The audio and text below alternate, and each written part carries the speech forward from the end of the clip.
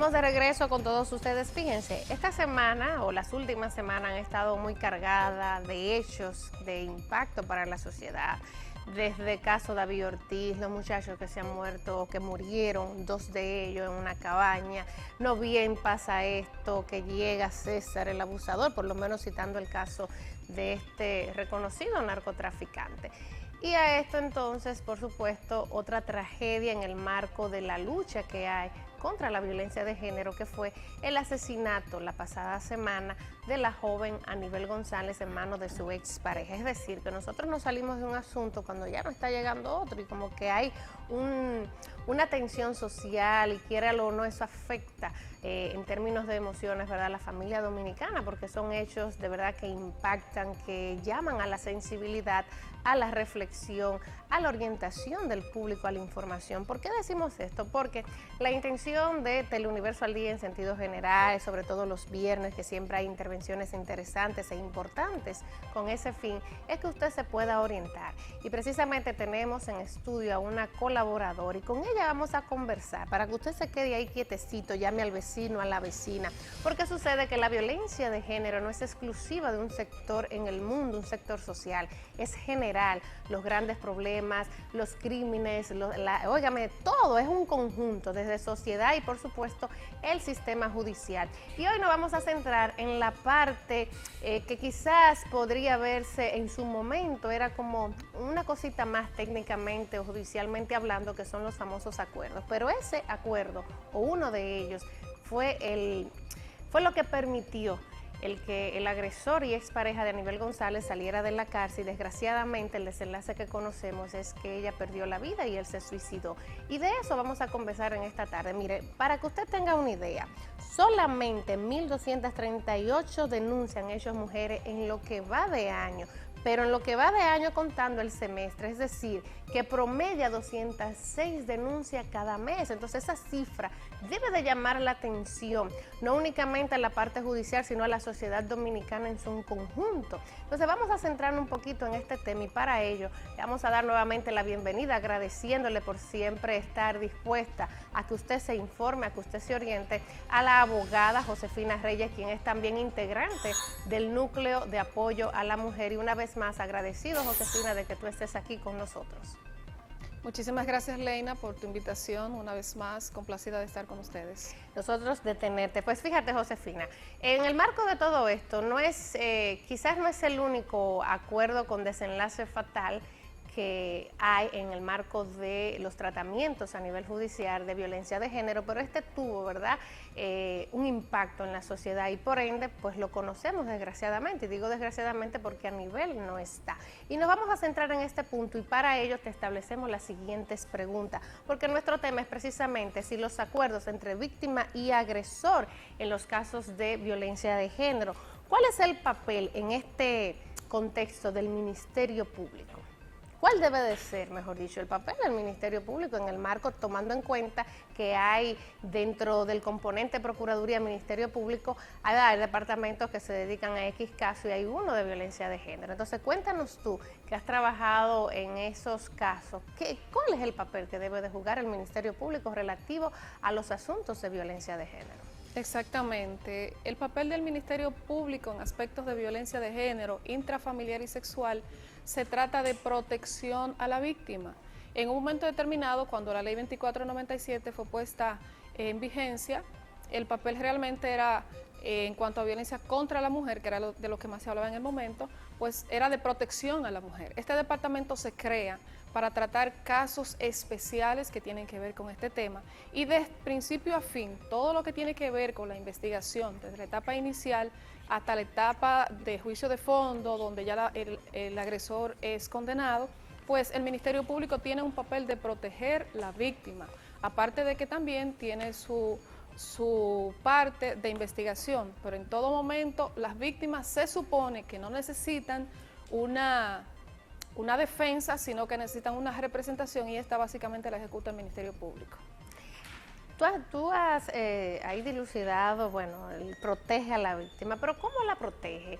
Y parecería una pregunta sosa, porque si nosotros nos vamos atrás y no es intención de buscar los aspectos negativos del sistema, es que lo están. y están cobrando vida. Y ahí voy a citarte el caso de la famosa joven Miguelina, sí. Un caso muy conocido en Santiago. O sea, a mí me dicen que es una orden de alejamiento y ¿quién es que le entrega? La víctima, que eso lo hemos visto todo. Recientemente, tras la muerte de Anibel, un caso que ha sido muy citado de una joven que fue, óigame, llena de mucha indignación a decirle allá en Santo Domingo, mire, yo no quiero ser otra más. O sea, este hombre, entonces yo te pregunto, ¿qué tipo de protección es la que debe de ofrecer, o la que ofrece más bien, el Ministerio Público con relación a las víctimas? Porque en el caso de Anibel, ella se mantuvo nómada de un lugar a otro, itinerante, ya estaba aquí, ya estaba allá. Entonces, ¿qué tipo de protección cuando llega una víctima o una mujer con denuncia? ¿Qué es lo que le ofrece el Ministerio Público para resguardar su integridad física? Sí, tú sabes que desde la etapa inicial de la denuncia de las víctimas, siempre se hace una investigación rápida y eso tiene que ver con la denuncia propia. ¿Qué dijo la víctima que le está pasando? A raíz de lo que diga la víctima que le está pasando y que se puede comprobar en cuanto a la versión que ella dé, entonces si se determina que ella está en riesgo porque le está amenazando, porque le está persiguiendo o porque hay un indicio de violencia física, el papel del Ministerio Público debe de ser darle protección automática, no dejarla salir de ahí. Y se supone que lo que debe hacer el Ministerio Público, o lo que tiene que hacer, es buscar un lugar a donde protegerla, sea donde un familiar que sea de confianza y que sea seguro, a donde el agresor no tenga la facilidad de llegar o no sepa dónde ella está, hasta que puede ser también en una casa de acogida, que son las casas que tiene dispuesta el Ministerio Público para proteger a la víctima en lo que la orden de arresto es emitida por un juez y pues se procede a arrestar al agresor. Eso es para evitar que ella tenga contacto con el agresor y sea llevada a un lugar de protección, además de las familias que se entiende que también puedan estar en riesgo. Eso es lo que se hace en este momento, a donde la víctima denuncia y se determina la peligrosidad y el riesgo en el que ella está expuesto. Pero desgraciadamente entre lo que debe de hacer y la práctica vemos una diferencia abismal. Así es. Y mira, me voy a centrar un poquito, tú hablabas de las pruebas, y me centro ahí porque precisamente el último caso de denuncia que fue en la capital de la joven apellido Chira, ella decía, óyeme, los sicarios que él pagó, que él contrató y que no pagó, y que ellos, en el disgusto de que el trabajo por el que él me contrata no me lo quieren pagar, van entonces a donde la víctima y le llevan las pruebas. Pero ella dice, óyeme, yo he venido aquí anteriormente a poner la denuncia y no pasaba nada. Ahora, sí, que van a hacer que tengo pruebas, y yo te hago a ti la pregunta como experta en esa materia. ¿Cuáles son las pruebas que debe de llevar una mujer? La puñalada, el pescozón, el ojo morado, porque parecería que no interesa únicamente, que con la simple denuncia no basta. Sí, realmente te vuelvo y te ratifico lo que acabo de decir en un momento.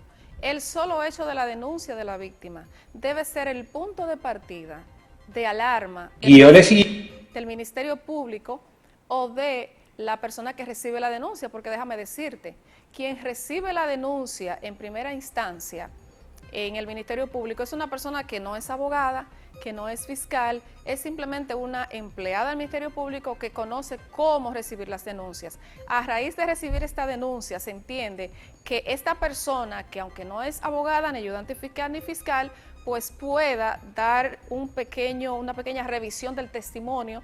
Este testimonio es colado por lo que es la psicóloga forense, que es quien determina el miedo que tiene la víctima con el testimonio que he dado de los últimos hechos ocurridos. Entonces, esto es lo que le da un perfil al fiscal o a la fiscal para determinar la peligrosidad en la que se encuentra la víctima. Esto es, en primera instancia, lo que se necesita para que un fiscal tenga en su mano el insumo suficiente para empezar una investigación. Pero esta investigación no implica mandar a la víctima a su casa, exponerla a ese espacio, sino empezar minuciosamente para evitar justamente este desenlace de que más afuera, cuando salga la víctima, el agresor, que ya sabe que ella está poniendo la denuncia, pues la esté esperando en la esquina siguiente, que es lo que han ocurrido en muchos momentos. Mira, fui reiterativa con la pregunta precisamente porque, voy a poner la denuncia, ¿qué es lo que tengo que llevar? El golpe. O sea, le tengo que decir, mira, golpéame, porque es que cuando voy al Ministerio Público no me creen.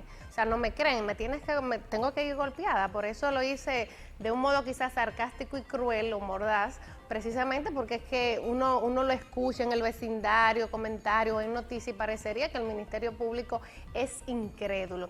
Y me voy a centrar en el punto. Tú hablabas de fiscales, quiénes son los que reciben allí, llega una secretaria, está el fiscal, y me voy a saltar quizás una pregunta por el argumento que tú acabas de citar. ¿Están en las dependencias en materia de género el personal capacitado para atender precisamente el problema del cual están ahí contratados? Porque ha de entenderse que los fiscales, por su profesión, ¿verdad?, conocen de las normas, pero conocer de leyes en sentido general es una cosa, y el tratamiento, los protocolos a seguir para dar atención a las víctimas de violencia de género, porque yo, bueno, mujer al fin, puedo tener una riña con un hombre, pero una cosa es una discusión con un ciudadano y otra es un problema de violencia de género. Entonces, por los tratamientos, la manera en que se están manejando en las diferentes jurisdicciones, parecería que el personal que hay en materia de género no conoce esos protocolos, las normas estrictas, el tratamiento, en fin, todos los elementos para entonces tomar las decisiones del lugar, en especial con los fiscales que son los que enfrentan el procedimiento. ¿Qué podrías tú decirnos con relación a esto? Sí, mira, la ley 2497 dio origen a un protocolo de atención, que es con lo que se manejan las unidades de atención a víctimas de violencia intrafamiliar y sexual, porque es un departamento en conjunto, principalmente aquí en Santiago. ¿Qué acontece? Como Fiscalía y Procuraduría tiene un sistema de fiscales a nivel general, pocos son los sensibilizados respecto al tema de violencia. Pasa que cuando transfieren un fiscal de una dependencia, puede ser de robo, por decir un departamento, y lo llevan hacia el departamento de violencia intrafamiliar y sexual, por lógica se entiende que hay una forma de trabajar muy distinta y muy diferente. Entonces, esa sensibilización a la que debe de ser objeto sometido un fiscal, abogado o ayudante o cualquiera que trabaje en el departamento de violencia intrafamiliar debe ser trabajado de principio a fin con lo que es el tema, porque son dependencias muy diferentes. Entonces, esta transferencia de fiscales y de empleados que trabajan en los diferentes departamentos, entonces lo llevan acá crudamente y pues ahí él empieza a ejercer una función que comúnmente es la que ejerce en cualquier departamento. Se ha luchado por sensibilizar y trabajar, y a ello me voy a referir de que el Núcleo de Apoyo a la Mujer en Santiago hace el papel de capacitar a ese personal que llega. Por ejemplo, cuando cambian de procurador en la ciudad de Santiago, pues el NAN se encarga de trabajar con este personal para sensibilizarlo y capacitarlo respecto a los temas de violencia. Pero estoy segura y estoy consciente de que eso no pasa en todas las provincias del país y que debe de ser así. O sea, el procurador, un llamado, debería estar más pendiente a que todo el personal que trabaja para el Departamento de Violencia Intrafamiliar de Género y Sexual sea un personal capacitado para poder trabajar con este tema, porque de lo contrario vamos a estar repitiendo esto una y otra vez en nuestro país. Desgraciadamente, mire, uno tiene la conciencia de que una cosa es los procedimientos a nivel judicial, las medidas represivas, y otra es la mente de muchos hombres que pasa de ser únicamente el agresor obsesivo. A veces hay mentes criminales, psicópatas, que tú dices, ¿de dónde salió? Óigame, ¿de dónde salió este hombre con este tipo de pensamientos que debe de llamar la atención? Entonces hay que ser consciente con eso.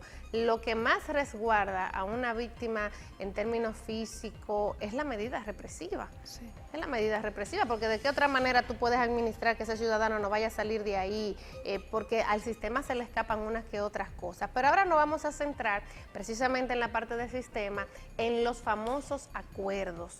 ¿Cuáles son las características de este acuerdo? Porque en mi caso particular, a mí no me cabe en la cabeza que yo voy a negociar con quien me acaba de intentar matar, sí, con el que me dio, óigame, tantas puñaladas que quedé viva por la misericordia de Dios. Entonces ahora me dice el abogado, me dice el fiscal en materia de protección de género que hay que negociar. Entonces, ¿cómo es ese contexto de negociación? ¿Esto es legal? ¿Es correcto? La legalidad la pongo en cuestionamiento, porque ha de entenderse que siendo fiscal tiene que ser legal porque se tiene que ajustar a una norma jurídica, pero yo le hago la pregunta, ¿es que esto es legal? ¿Es que esto es correcto? ¿Cuáles son las condiciones, las características de este rejuego judicial? Mira, como hablábamos de los diferentes departamentos que tiene Fiscalía para trabajar los casos de violencia son casos, o sea, lo de intrafamiliar, sexual y de género, son muy especiales y lo vamos a colocar en ese renglón. Son procesos especiales, no son procesos igual que lo de una riña, donde dos personas discutieron en la esquina y para evitar, o dos vecinas o dos vecinos, no es lo mismo. Entonces se le está dando el mismo renglón cuando es una riña a cuando es violencia intrafamiliar.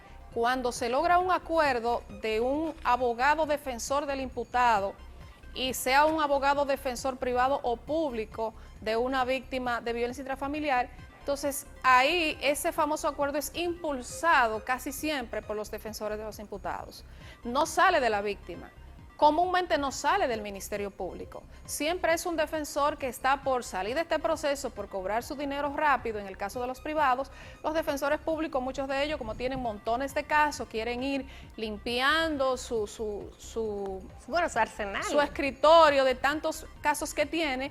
Vamos a decirlo en el caso de que no sea el dinero lo que prima es la necesidad de salir de este proceso y salir de eso. Entonces buscan a la víctima, incitan a la víctima. Muchas veces la asedian para lograr que este acuerdo sea efectivo. Hay casos en que le han dicho a la víctima, no, porque si tú lo metes preso, cuando él salga de ahí te va a matar. Entonces, si logramos un acuerdo ahora y tú lo perdonas, entonces lo que va a pasar es esto, esto y esto. Hay veces que le ofrecen dádivas, pero estoy segura y consciente de que una víctima que está siendo maltratada continuamente, a lo que menos le está prestando atención es al dinero. Entonces, los fiscales que se supone que han recibido un expediente que tiene que ver con violencia intrafamiliar y que el deber de ellos es evaluar las condiciones de este expediente, si hay golpes, si hay heridas, si hay amenazas, para ellos poder determinar si como Ministerio Público pueden simplemente pensar en las posibilidades de un acuerdo, porque hay que recordar que en violencia no se concilia, y es un tema que lo hemos trabajado por mucho tiempo con las instancias del Estado, que tiene que ver con justicia. En violencia no hay conciliación y queremos siempre dejárselo saber a las víctimas. Pero cuando se dan estas oportunidades de convencer a las víctimas, casi siempre se llegan a acuerdos tras bambalina.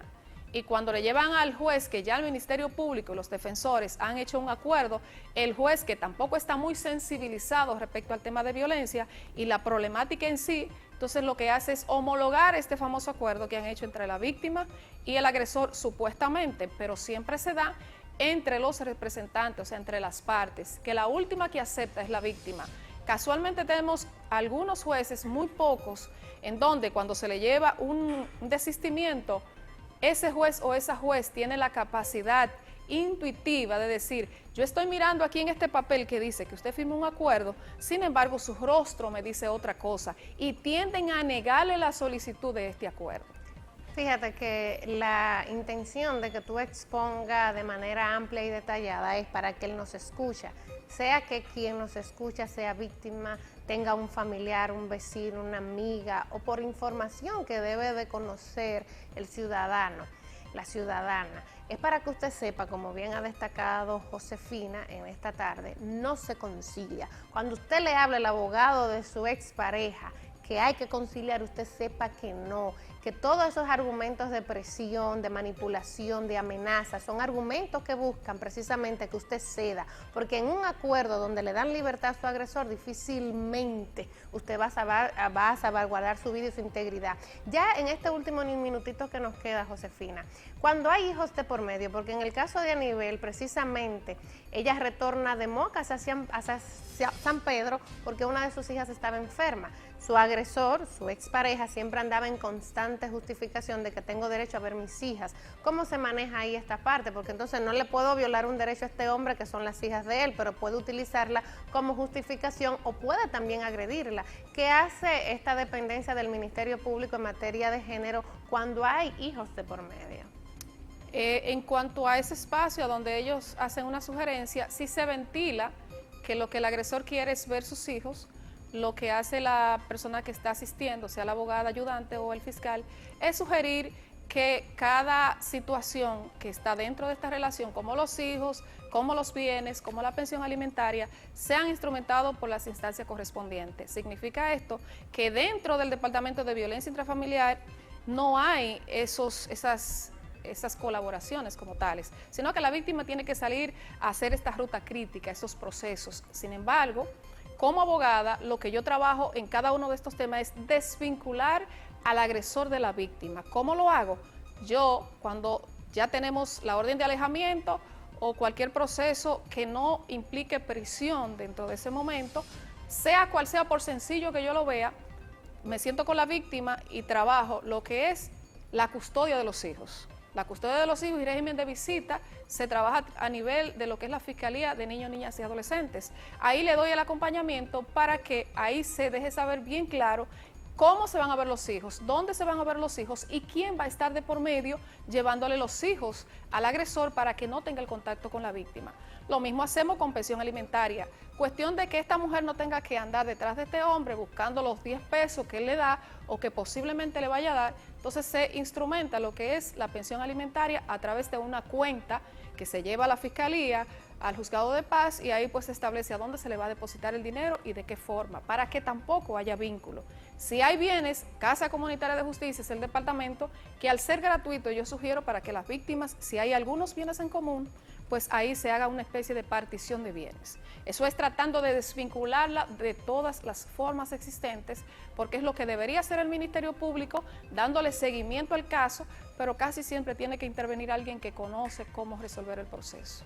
Mira, yo agradezco de verdad, de manera muy especial, este tiempo que tú siempre tienes para venir acá a aclarar, a informar y a orientar, sobre todo con temas que son delicados, temas sensitivos, asuntos que están cobrando vida. Y en la última víctima que conocimos ya había sido víctima que se le salvó a Chepa la muerte, pero en esta ocasión desgraciadamente no fue así. Y la intención es que usted sepa de lo que es un acuerdo y cuándo no, porque con un agresor usted no negocia. Que usted sepa que ese hijo de por medio no es una justificación para estar cerca de él. Y qué ofrece el sistema de justicia, y eso lo ha dejado muy claro en esta tarde la abogada Josefina Reyes, quien es también integrante del Núcleo de Apoyo a la Mujer, a quien nuevamente les damos las gracias por este tiempo. Muchísimas gracias a ti.